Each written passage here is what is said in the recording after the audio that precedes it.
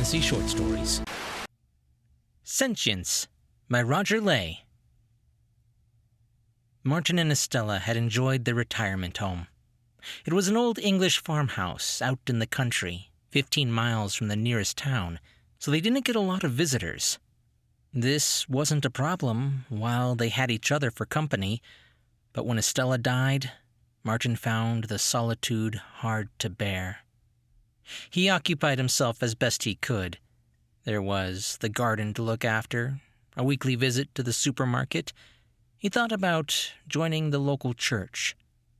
He holo-Skyped his family and friends, not often enough to appear needy, but when the winter came, there were days when he just sat watching the rain running down the windows.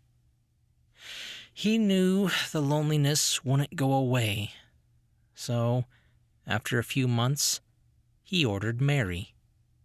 She arrived in a taxi a few days later. Martin heard it whir up his driveway and then away. He opened his front door to find Mary standing, smiling, wearing a straw hat, white gloves, and a nice summer dress. "Hello, Mr. Riley," she said, putting her small suitcase down and offering her hand. "My name is Mary.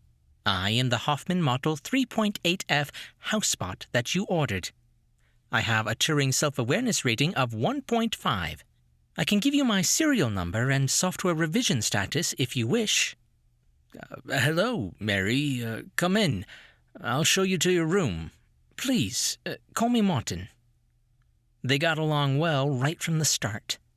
Mary was a good cook and quickly learned Martin's favorite recipes, although she tried the odd surprise to keep him on his toes. She cleaned the house, a job he hated. She looked after the garden. She could hold her own in conversation. Martin was very happy with his purchase. Over the months that followed, Mary began to share his bed. She took her downtime while he slept and lived her virtual life, messaging other bots, playing games, attending virtual cultural events. Martin was happy to pay for the network time. 15 contented years passed, but then Martin fell ill. After the initial diagnosis at the country hospital, Mary nursed him and kept the AI at the local surgery appraised of his condition. The disease was aggressive, but drones delivered prescriptions to the house, and Mary sat at Martin's bedside 24/7, taking her downtime in short snatches while he slept. She held Martin's hand as he took his last breath, and, after he slipped away, sat for a long time, still holding it and feeling the small muscles begin to stiffen as rigor mortis set in. Eventually, she stood up and deleted the loyalty file that linked her to Martin emotionally. She messaged the doctor, the local authority, the undertaker, and, finally, Martin's attorney to report his death. She updated the list of Martin's goods and assets that she knew the attorney would need. She'd been looking after Martin's finances for the last 5 years, and most of the work was already done. The attorney's request arrived 5 minutes later, and she sent off the information immediately. The process of executing Martin's will had begun and would probably be completed by the end of the day. She began to make a pile of unwanted items on the driveway. Old furniture, books, garden equipment, clothing. Another query arrived just as the undertaker's men were maneuvering their gurney down the steps at the front of the house. Martin's body was covered with a dark blue blanket. The attorney's AI wanted to know the resale value of the Hoffman Mark 3.8F Domestic Companion, serial number supplied, listed as purchased on the 24th of January, 2041. Mary consulted the online edition of RoboTrader and found that her model wasn't listed. Apparently, Hoffman Corporation no longer supported it. Her value was effectively nothing. She reported this back and received a polite request to present herself to the recycling wagon when it came to pick up the rest of the junk. Alternatively, she could make her way to the recycling center on foot if she so wished. The attorney's request contravened Mary's basic self-preservation programming.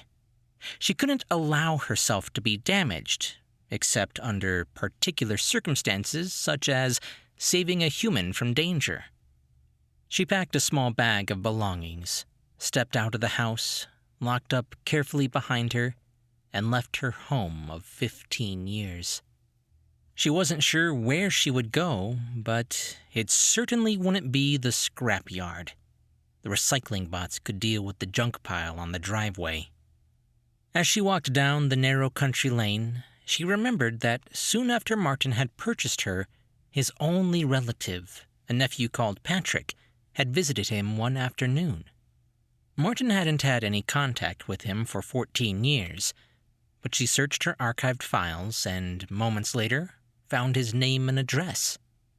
It was in Suffolk, about 200 miles north, on the other side of London.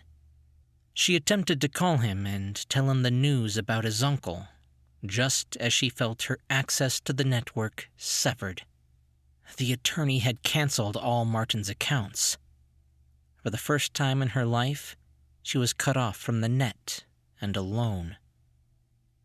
Night fell as she walked, but this was no hindrance to Mary. She calculated that it would take her 7 days to complete the journey, but she'd only walked a couple of miles when she became aware of a low charge warning on her main power cell. It had been fully charged when she left the house, so something must be wrong. She slowed her pace to reduce demand on it and shut down her non-essential systems. Still, it was losing power faster than it should. She spent the rest of the night sitting at the side of the road to conserve energy. In the morning, when the sun came up, she put up her emergency umbrella of solar cells and set off. Fortunately, the day wasn't cloudy, and the cells gathered a small amount of charge as she walked.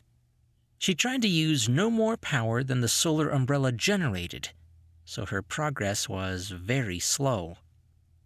Her battery level dropped to 15%, and she calculated that at her present rate, it would take days just to get to the railway station at the local town. As Mary shuffled slowly through the next village, she passed a woman, bent working in her cottage garden. "Are you all right, dear?" the woman asked, standing up and wiping the sweat from her forehead with the back of her hand.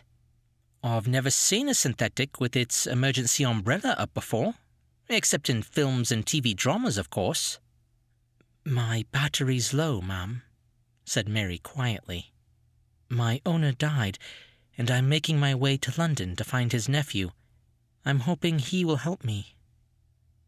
The woman pointed at the side of her house. "Well, you're welcome to use our charging point, dear.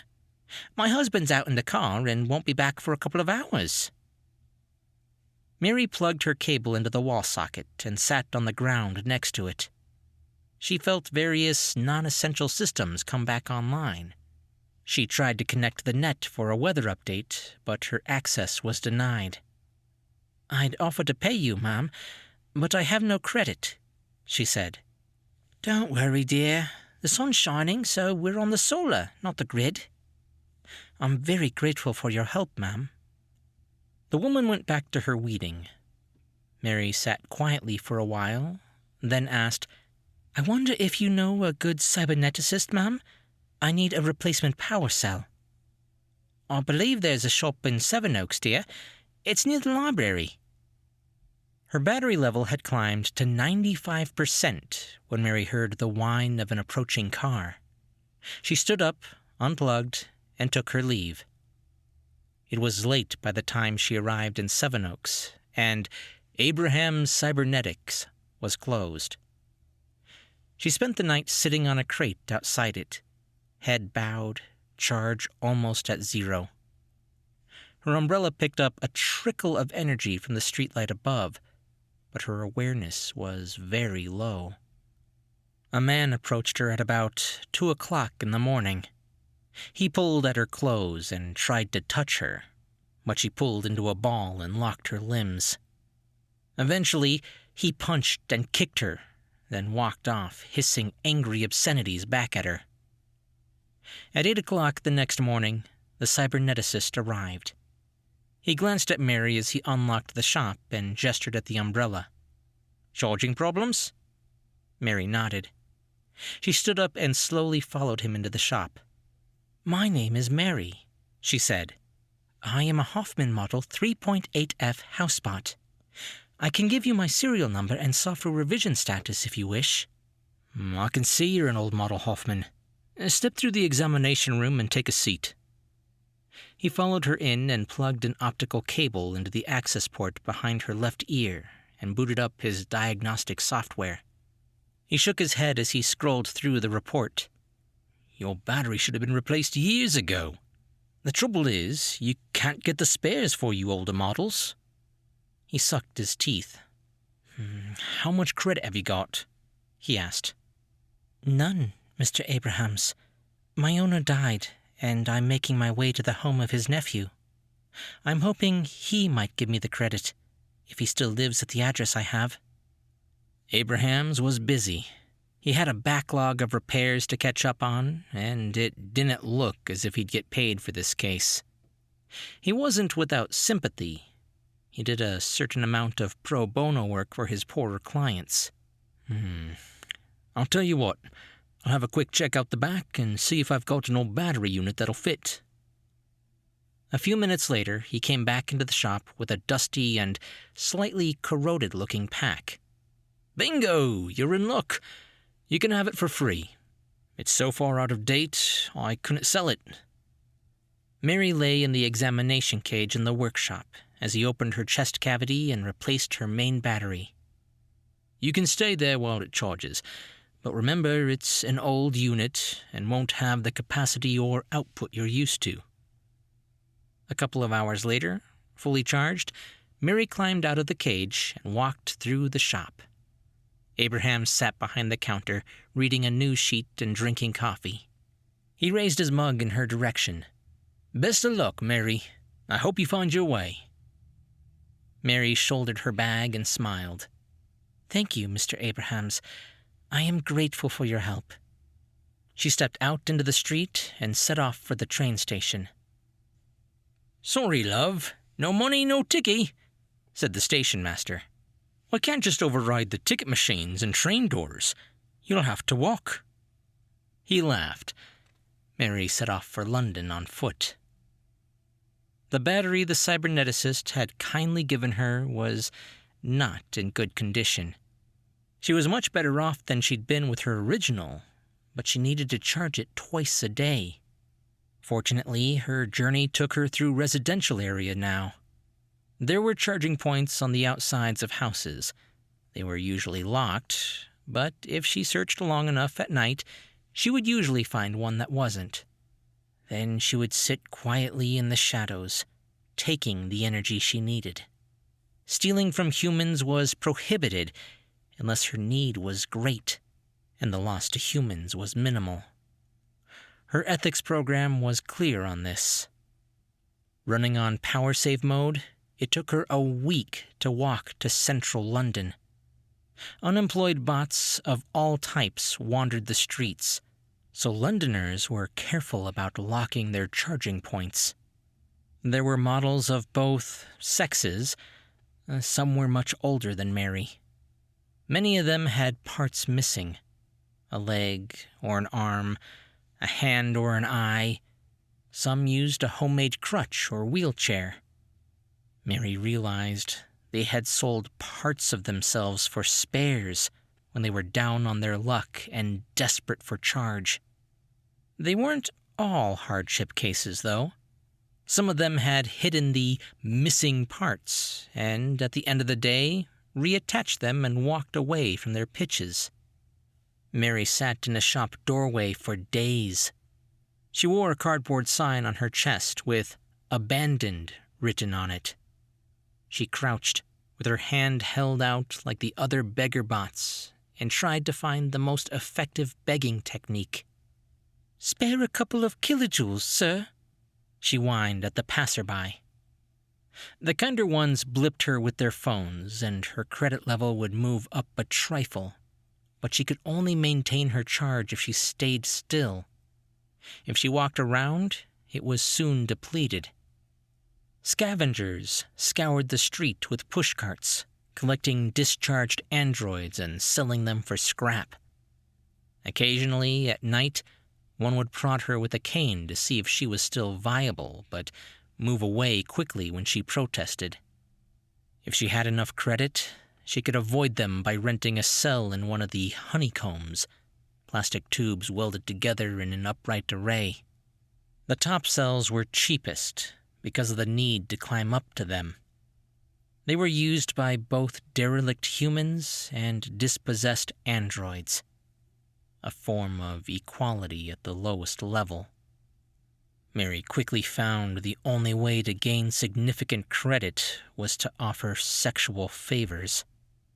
Her pleasure programming was extensive, and with her long, shiny black hair and semi-oriental looks, she was popular with both men and women. The encounters varied from fast and furtive penetrations in side alleys to long, drawn-out overnighters in luxurious penthouses.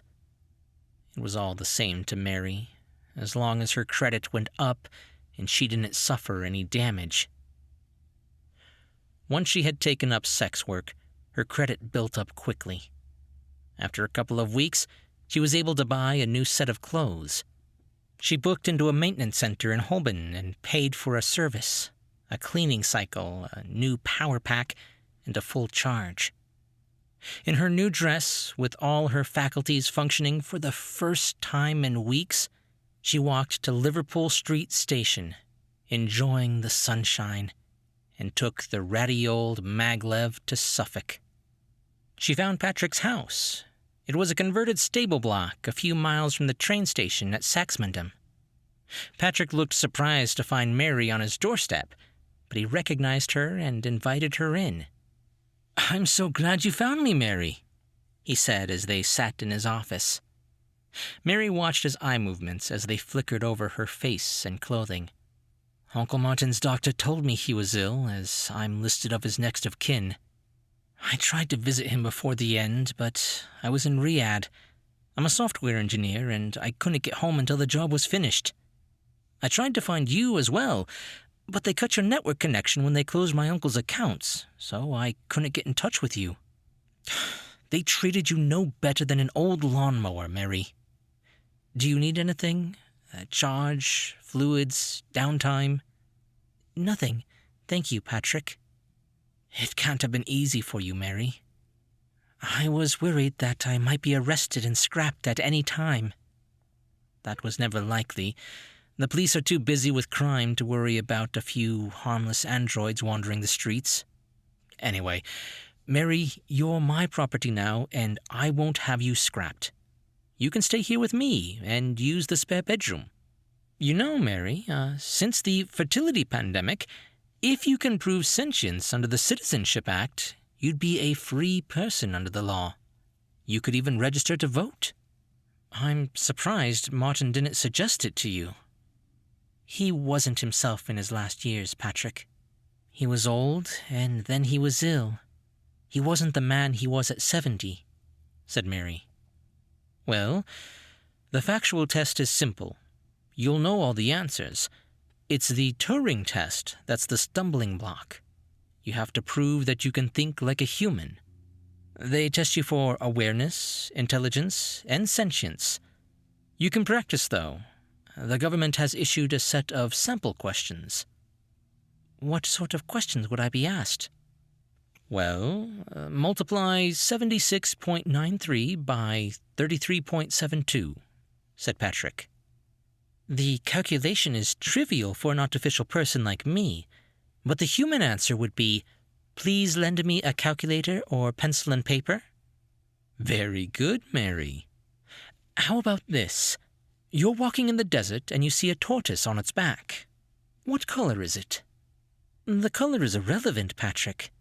tortoises are harmless and they are also a protected species. I should turn it back onto its feet or it would die."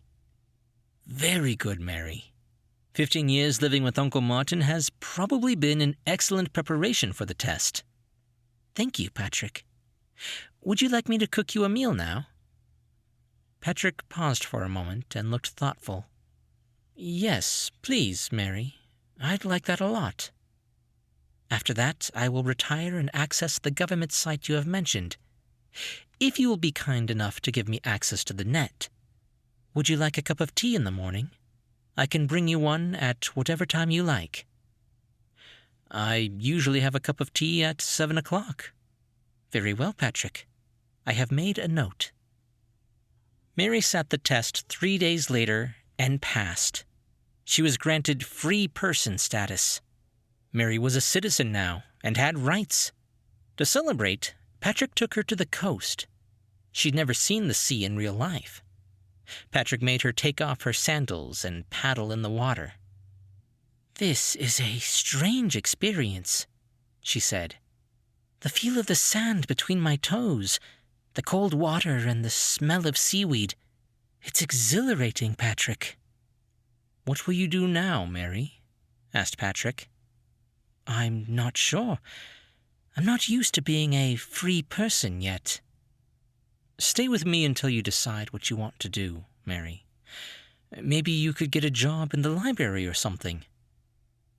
They walked along the beach, listening to the cries of gulls and the surge of the waves. Mary reached down and picked up a smooth brown pebble. "Look, Patrick, a piece of amber." She held it up to the sun.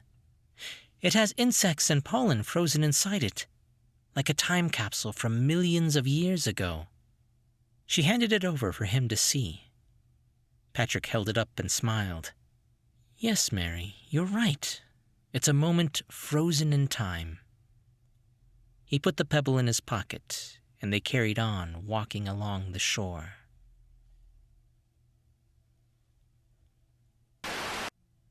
Sentience is one of the stories in Roger Ley's speculative fiction collection, Dead People on Facebook, which has recently been republished with 10 new stories in it. Roger also recently released a brand new techno-thriller novella called The Muslim Prince, now available on Amazon Kindle. It's an alternative history that hinges on futuristic surveillance techniques and what might have happened if Princess Diana hadn't died. Also be sure to check out his brand new books, The Steampunk Adventures of Harry Lampeter and Harry Lampeter and the War with Scotland. They're adventures in a post-apocalyptic steampunk future version of our own world. Links in the description. Hey guys, thank you so much for sticking through to the end. I know a lot of people stop by this time, and those of you who do stick around to hear what I have to say, I really appreciate it. You guys are awesome. If you guys have been a fan of the channel for any length of time, you know that Roger Ley is one of the mainstays here. His stories are absolutely amazing, and getting to work with him is one of the highlights of this project. So if you're listening to this and you like his stuff, his brand new book, Harry Lampeter and the War with Scotland, is currently out, and it's about to go on sale in just a couple of days. You can get it absolutely free on Sunday, May 30th, 2021. Anyway, I hope you guys like this story. If you did, leave a comment and a thumbs up if you're on YouTube. Or if you're listening to the podcast, I could always use more reviews over on Apple Podcasts. I'm Chris Herron, and that's it for today's Tall Tale TV.